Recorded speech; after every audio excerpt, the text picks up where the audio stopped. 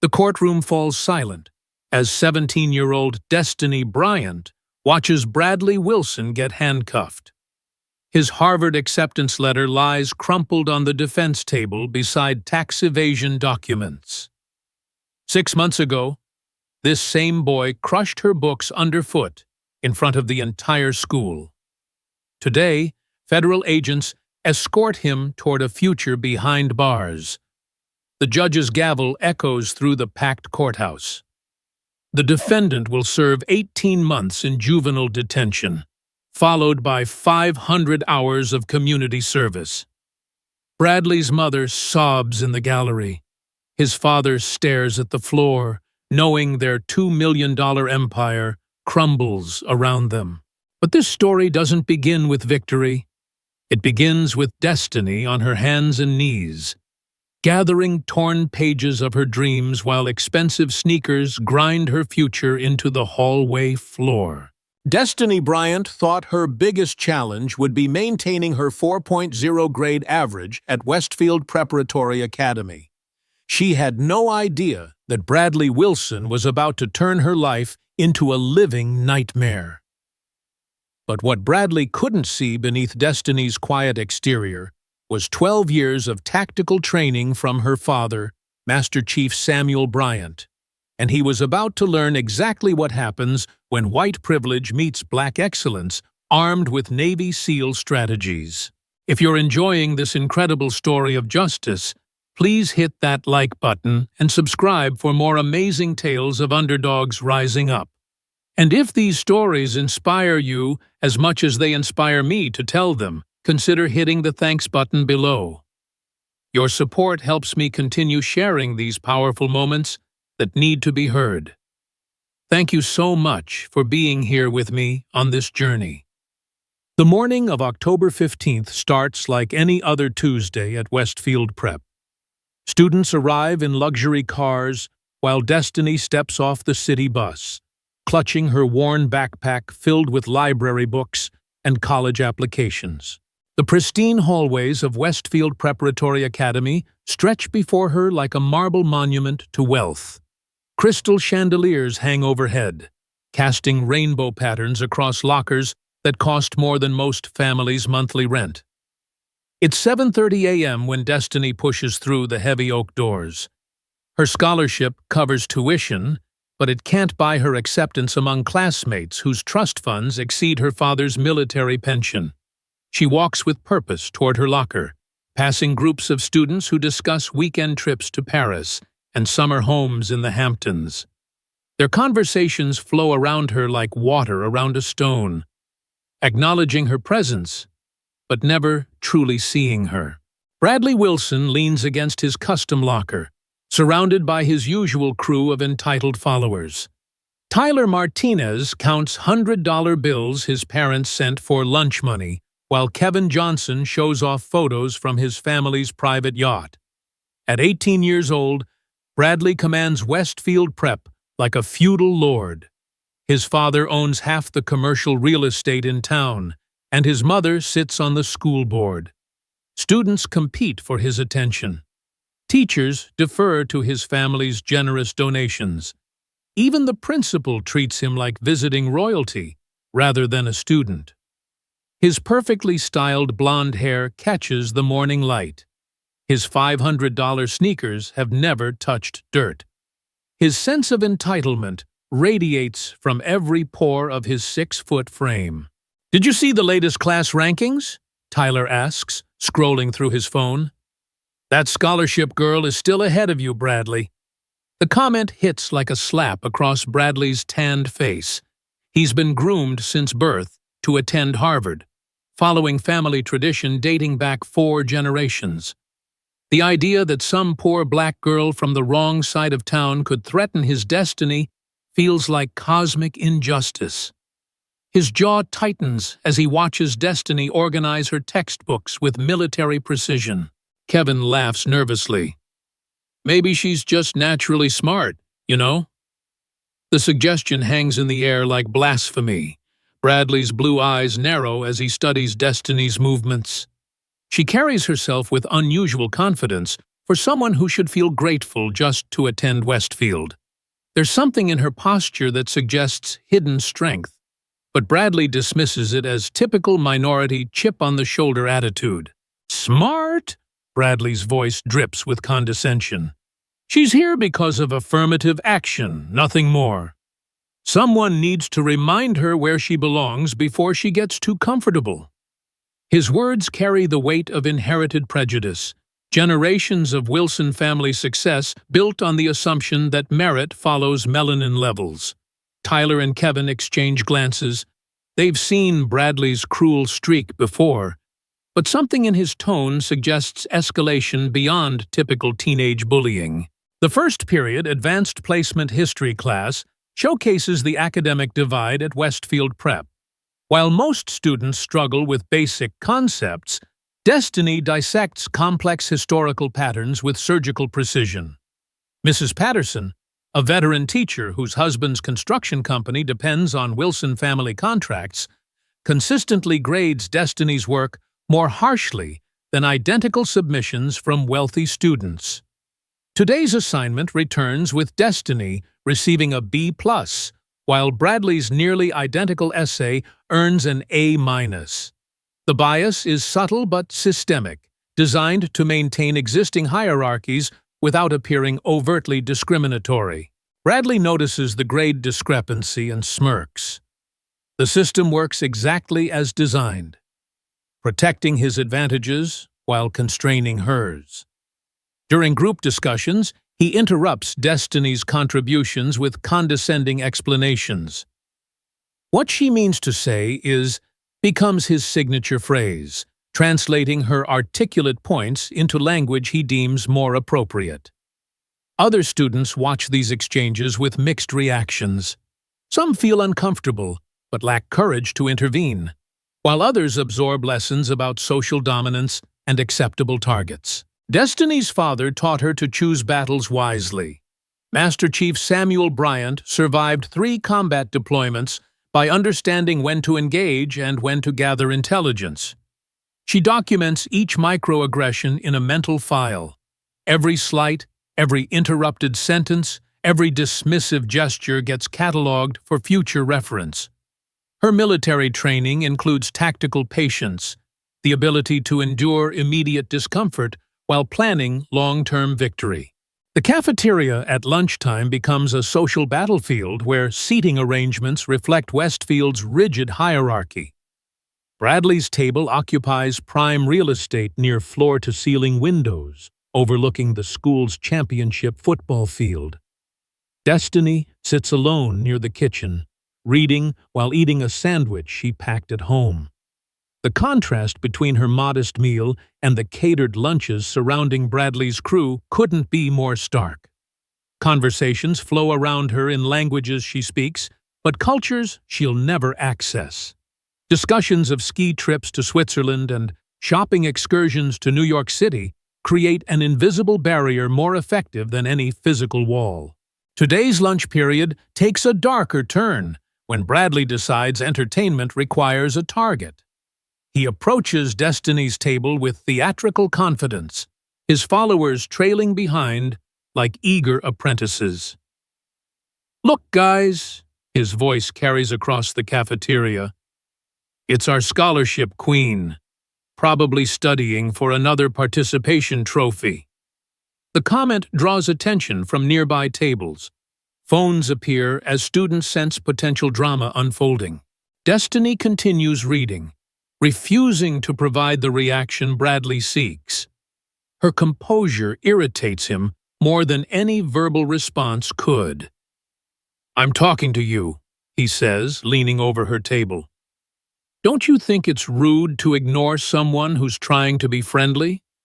His definition of friendly includes condescension wrapped in false courtesy, the tone adults use when correcting misbehaving children. "I'm studying," Destiny responds without looking up. Her voice remains level, giving Bradley no emotional ammunition to exploit. The calm response frustrates him. He expected defensive anger or intimidated submission, not this unflappable dignity that makes him appear petty by comparison. Tyler steps forward, emboldened by Bradley's presence. "Maybe she doesn't understand English," he suggests, with mock concern. "Should we try simpler words?" The racist implication draws nervous laughter from some students, while others look away uncomfortably. The cafeteria becomes a coliseum where social dynamics play out for entertainment. The afternoon brings chemistry class, where academic excellence becomes Destiny's only weapon against systematic marginalization. She solves complex equations while classmates struggle with basic formulas, her understanding transcending mere memorization to achieve genuine comprehension. Mr. Rodriguez, one of the few teachers not financially beholden to board families, recognizes her exceptional ability. He encourages her participation and grades fairly, creating a small island of meritocracy in an ocean of privilege. Bradley's frustration mounts as Destiny consistently outperforms him in subjects requiring actual intelligence rather than inherited advantage. His family's donations can influence grades, but they can't purchase understanding. During lab partnerships, he deliberately sabotages shared experiments, adding incorrect measurements or contaminating samples while maintaining plausible deniability. The tactics are sophisticated enough to avoid detection while crude enough to damage Destiny's academic standing. "Oops," he says, after knocking over her carefully measured solution. "Accidents happen." His apology contains no sincerity. The smile accompanying his words suggests deliberate malice disguised as clumsiness. Destiny rebuilds her experiment without complaint.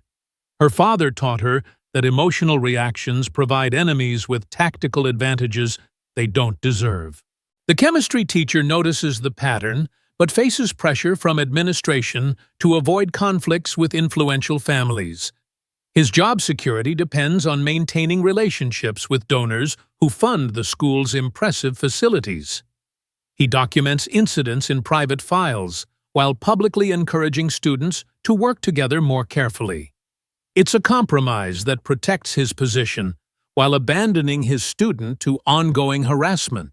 October 23rd marks the day everything changes.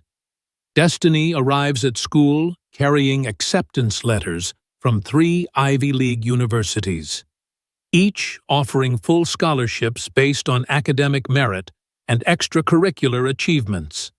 The Harvard envelope feels heavy in her backpack, a golden ticket to the future her father sacrificed everything to provide. Mrs. Patterson, despite her biased grading practices, takes pride in having taught a student who achieved such remarkable success. She presents Destiny with a gift during homeroom period. "These are for you," Mrs. Patterson says, handing over a stack of carefully selected books. Hidden Figures, Becoming, and the autobiography of Malcolm X rest alongside college preparation guides and inspirational biographies. The gesture feels genuine, despite their complicated relationship. Even biased teachers can recognize exceptional achievement when it reaches undeniable levels. "I may not have always been fair," she admits quietly, "but I've never taught a student with your potential." The books represent more than reading material. They symbolize recognition, possibility, and dreams finally within reach. Destiny cradles them carefully as she walks through Westfield's marble hallways. Each volume contains stories of people who overcame similar obstacles to achieve greatness. The weight in her arms feels like hope made tangible. Proof that intelligence and determination can triumph over prejudice and privilege. Word spreads quickly through Westfield's gossip network. Destiny Bryant, the scholarship girl, has been accepted to Harvard with a full ride covering tuition, room, board, and expenses. The news travels from student to student like wildfire, creating ripples of shock, admiration, and resentment throughout the school's social ecosystem. By lunchtime, everyone knows, including Bradley Wilson, whose own Harvard application remains perpetually under review. Bradley's rage builds throughout the day like pressure in a volcanic chamber. His birthright, threatened by someone he considers fundamentally inferior, creates cognitive dissonance too painful to process rationally. Everything he's been taught about natural hierarchies crumbles when confronted with evidence of destiny's superior merit. Rather than examining his own prejudices, he chooses to blame external forces for disrupting the natural order. "This is bullshit," he tells Tyler and Kevin during study hall. "She only got in because she's black. They have to fill quotas, you know?" The conspiracy theory helps preserve his worldview. If admissions are rigged in favor of minorities, then Destiny's success doesn't reflect poorly on his abilities. His followers nod agreement. Their own mediocrity feels less threatening when attributed to systemic bias rather than personal inadequacy. "Something needs to be done," Bradley continues, his voice taking on darker undertones. "She's getting too comfortable, thinking she belongs here. Someone needs to remind her what happens when people forget their place." The words carry menace beyond typical teenage frustration. They suggest planning, premeditation, and escalation towards something beyond mere verbal harassment. The final bell rings at 3 p.m. as students flood Westfield's main hallway.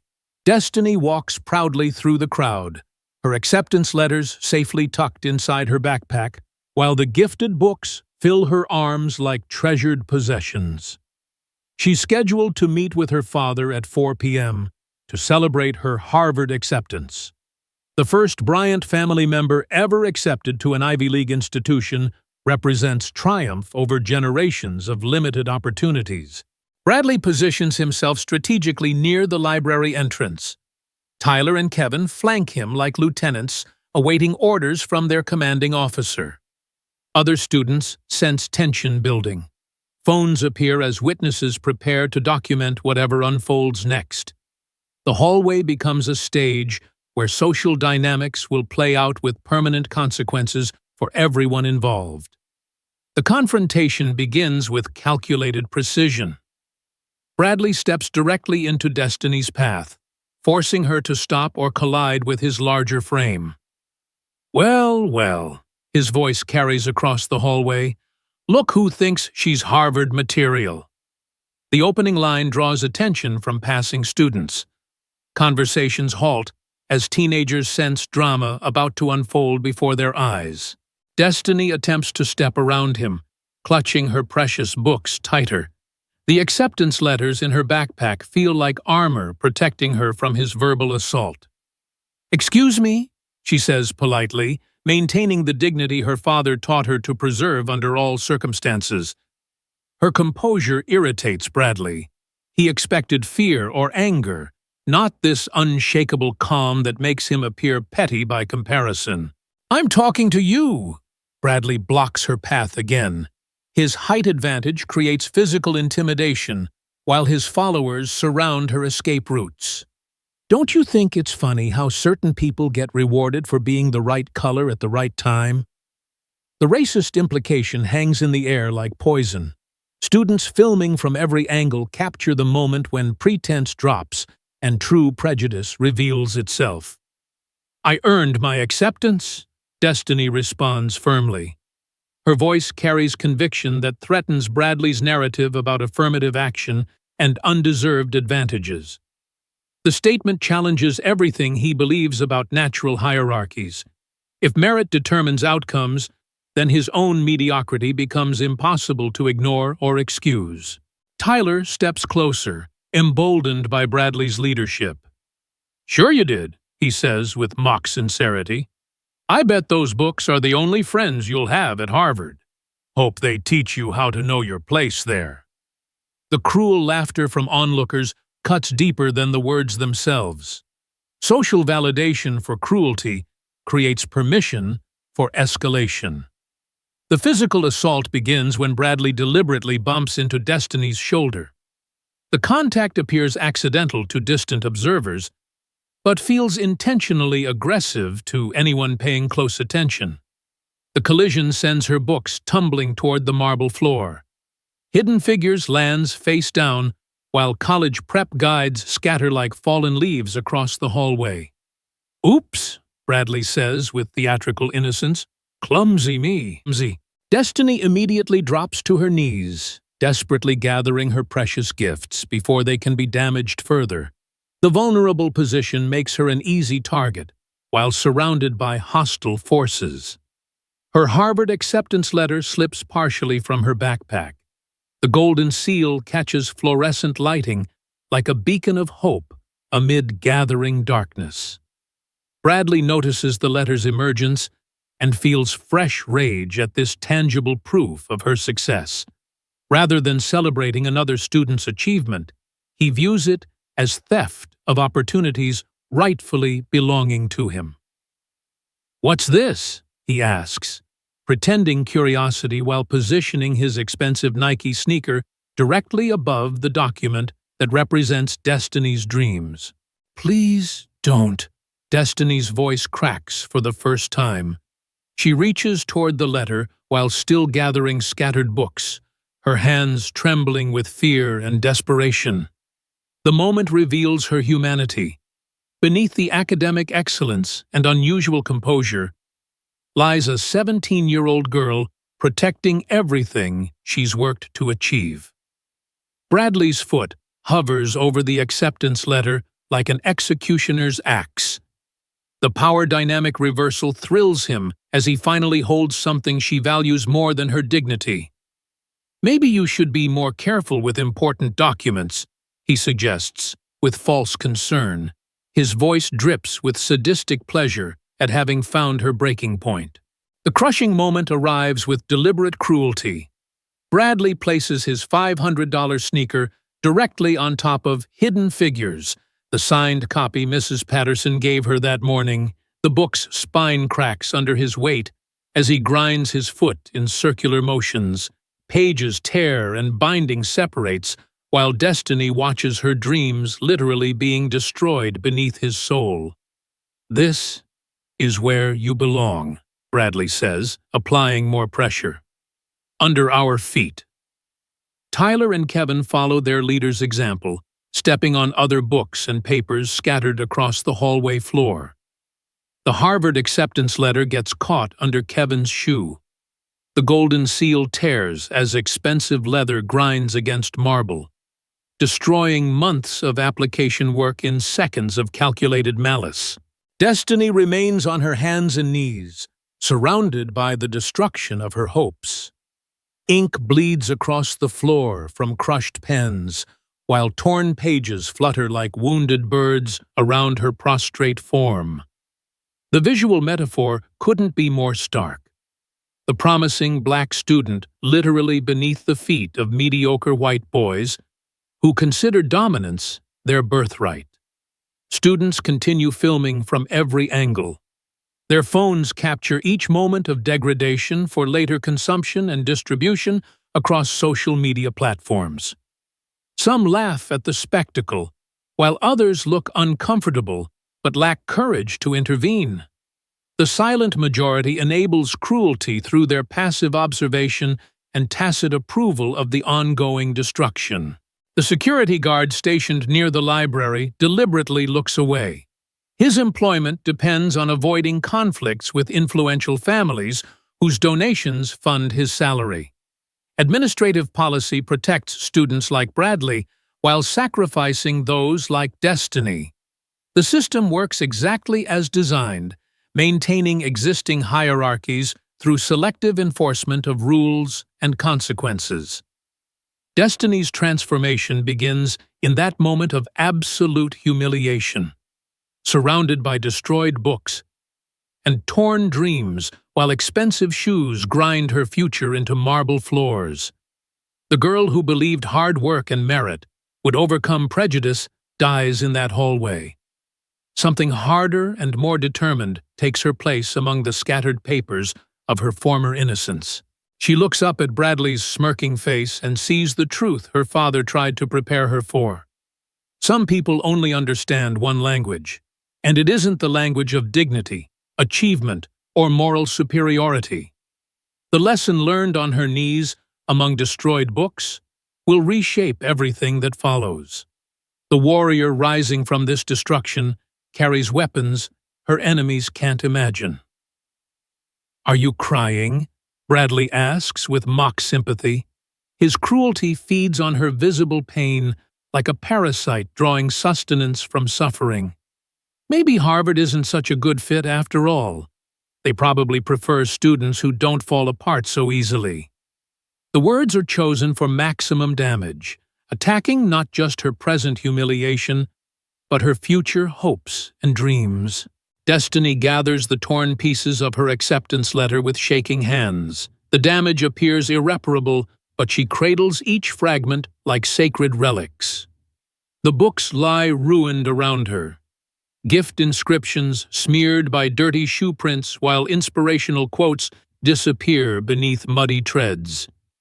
Everything she valued most has been desecrated by boys who mistake cruelty for strength. The crowd begins dispersing as teachers approach. Students scatter like roaches, exposed to sudden light, taking their recorded evidence with them for later entertainment. Bradley and his crew walk away laughing, their victory complete in their minds, unaware they've just awakened something far more dangerous than a studious scholarship girl. That evening, Destiny sits at her kitchen table while Master Chief Samuel Bryant examines the destroyed remnants of her Harvard acceptance letter. His weathered hands piece together fragments like a forensic investigator reconstructing evidence from a crime scene. 23 years of military service taught him to recognize warfare in all its forms. What happened to his daughter today wasn't bullying. It was a systematic attack designed to break her spirit and steal her future. "Tell me everything," he says quietly, his voice carrying the controlled authority that once commanded Navy SEAL operations in hostile territories. Destiny recounts each detail: Bradley's escalating harassment, the administrative indifference, and finally, the deliberate destruction of her dreams beneath expensive sneakers. Her father listens without interruption, his tactical mind already formulating responses to threats against his family. The viral video reaches them before 9 p.m. Someone posted Destiny's humiliation across multiple social media platforms with captions celebrating her comeuppance and suggesting she learned her place. Comments flow beneath the footage like digital poison. Racist slurs mixed with praise for Bradley's actions create a toxic celebration of cruelty that makes Samuel's jaw clench with barely contained rage. "This ends now," he tells his daughter, closing his laptop with decisive finality. "Some lessons can't be taught with words alone. Tomorrow, your real education begins." The statement carries weight beyond typical parental comfort. Master Chief Samuel Bryant survived 3 combat deployments because he understood that some enemies only respond to overwhelming force applied with surgical precision. The next morning begins Destiny's transformation from victim to warrior. Samuel converts their garage into a tactical training facility using equipment acquired through military surplus channels. Physical conditioning comes first: push-ups, pull-ups, and combat drills designed to build confidence along with strength. "Your mind is your greatest weapon," he explains during breaks, "but your body carries that weapon into battle." Intelligence gathering follows physical preparation. Samuel teaches his daughter surveillance techniques developed for special operations missions behind enemy lines. "Know your enemy better than they know themselves," he instructs while demonstrating digital forensics tools.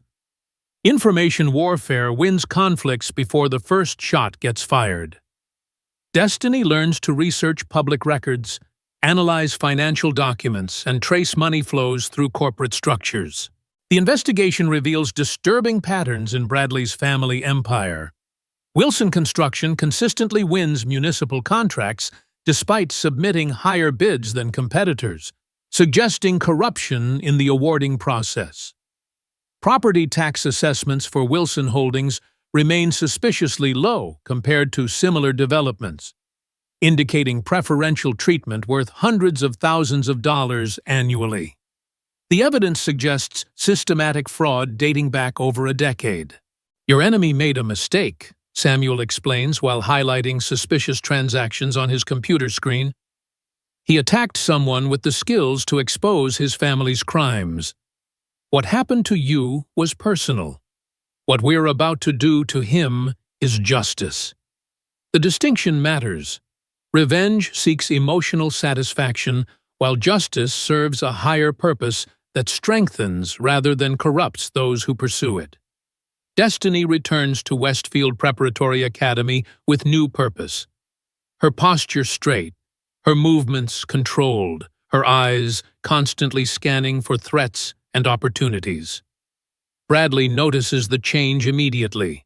Gone is the broken girl he humiliated yesterday, replaced by someone radiating quiet confidence that makes him uncomfortable without understanding why.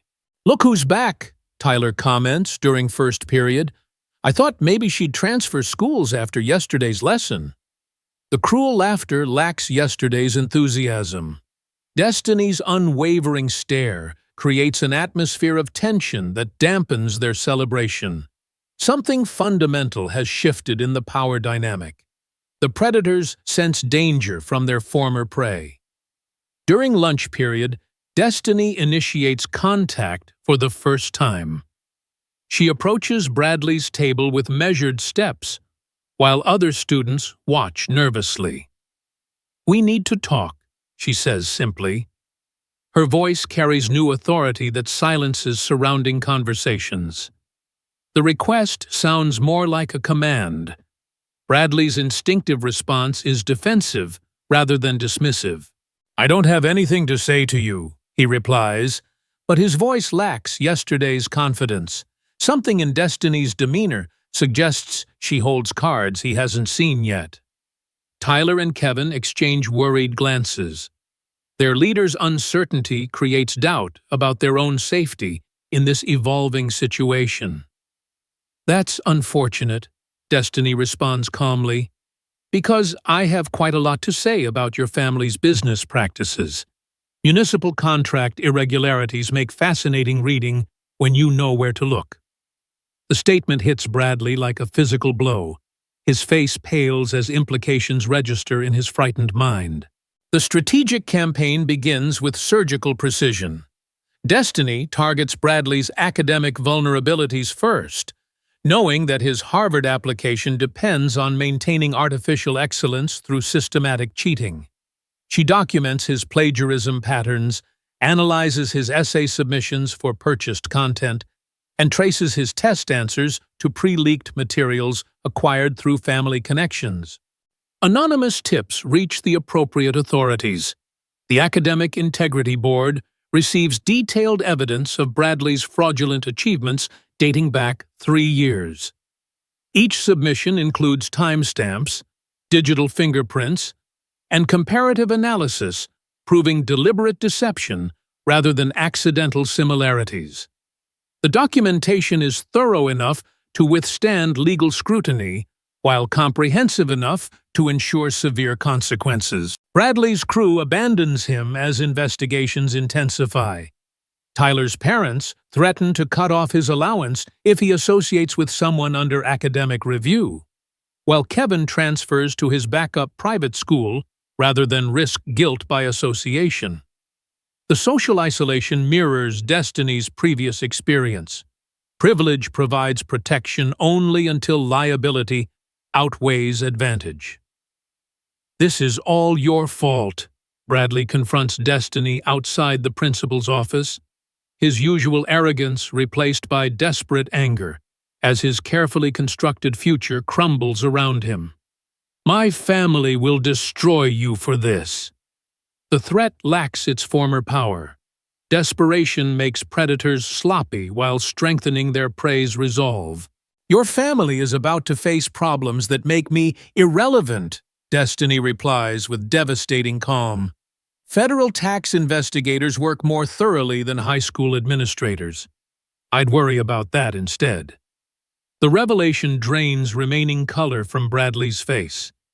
If she knows about federal involvement, then his situation has escalated beyond simple school discipline. The Wilson family's financial empire begins collapsing under investigative pressure. Municipal contracts get suspended pending corruption reviews, while property assessments face mandatory audits covering the past 5 years. Local newspapers pick up the story. Prominent family under investigation for tax fraud headlines dominate front pages, while television crews gather outside Wilson Construction headquarters. Bradley's father attempts damage control through political connections. Phone calls to city council members and school board officials seeking protection through influence peddling. The desperate communications get recorded by federal investigators already monitoring Wilson family activities. Each attempted intervention creates additional evidence of ongoing corruption rather than providing requested assistance. "Someone's been very thorough," FBI agent Martinez explains to Samuel Bryant during a courtesy meeting. "Your daughter's research provided excellent starting points for our investigation. We've uncovered systematic fraud worth approximately $2.7 million over 8 years. The acknowledgement validates Destiny's efforts while confirming that justice will be served through proper channels. Bradley's Harvard acceptance gets formally revoked. The university cannot associate with students under federal investigation for academic fraud, especially when the allegations include systematic cheating spanning multiple years. His backup schools withdraw their offers as news coverage intensifies. The scandal makes him radioactive to institutions protecting their reputations. The social media campaign that celebrated Destiny's humiliation now works against its creators. Videos of Bradley crushing her books get recontextualized as evidence of his character when juxtaposed with fraud allegations. Public opinion shifts dramatically. The boy who seemed powerful yesterday appears pathetic today as his privileges evaporate under scrutiny. The climactic confrontation occurs during an emergency school board meeting called to address the corruption scandal engulfing Westfield Preparatory Academy. Board members connected to Wilson family donations face their own investigations while trying to distance themselves from the unfolding disaster. Television cameras fill the auditorium as parents demand accountability from administrators who protected influential families at students' expense. Destiny takes the podium during public comment period. Her composed demeanor contrasts sharply with the chaos surrounding Bradley's family crisis. 6 months ago, I was assaulted in this school's hallway while staff members looked away. She begins, her voice carrying clearly through the packed auditorium. Today, you're learning what happens when systems protect privilege over justice. Bradley sits in the front row with his parents, his once pristine appearance now disheveled as stress takes its toll on his formerly confident exterior. The boy who crushed books beneath expensive sneakers now faces criminal charges that could define his entire future. The reversal of fortune is complete and devastating. The evidence speaks for itself, Destiny continues, activating a presentation screen behind her. Financial documents, email communications, and recorded phone calls create an overwhelming case against the Wilson family empire. Corruption thrives in darkness. Today, we turn on the lights.